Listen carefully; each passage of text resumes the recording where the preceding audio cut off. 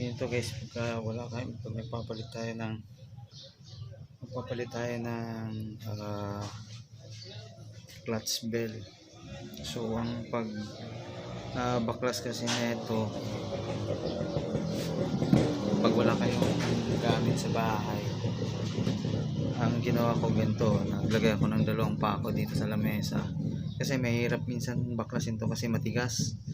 Tsaka pag wala kang gamit, hindi mo siya mapihit dahil naikot to eh. So ang ginawa ko, nilagyan ko siya ng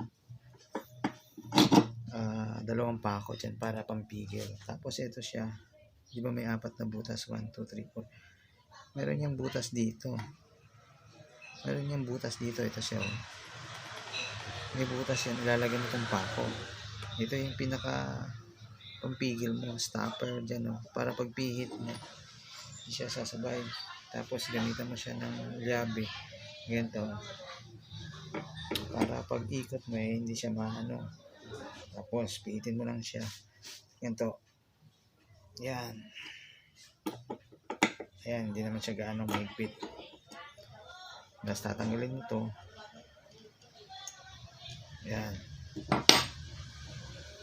tapos ganito yan, naikot kasi ano, may thread yan siya pag baklas.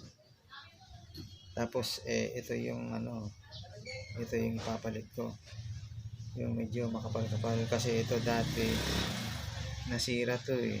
So yung ginawa ko, pina-welding ko lang, nagawa naman ng paraan, nagamit ko pa rin naman, pero syempre bumili na rin ako ng bago para mapalitan ko siya ng mas bago. So ikakabit mo lang, iikutin mo lang ulit to thread, yan, hanggang sa ayan, maano nyo na yung pinaka ilalim nun. Tapos lalagyan mo lang ulit nito yung tornilyo, ay ang nut, no, babalikin natin yung nut.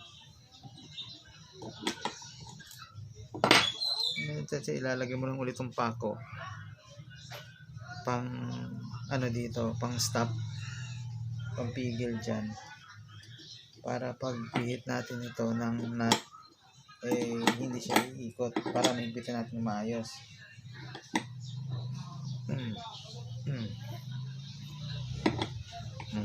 Yan, higpit na eh, tamang higpit lang kasi baka mamaya pagka nasobrahan ma-lost thread naman to eh magkakaproblema ka pa.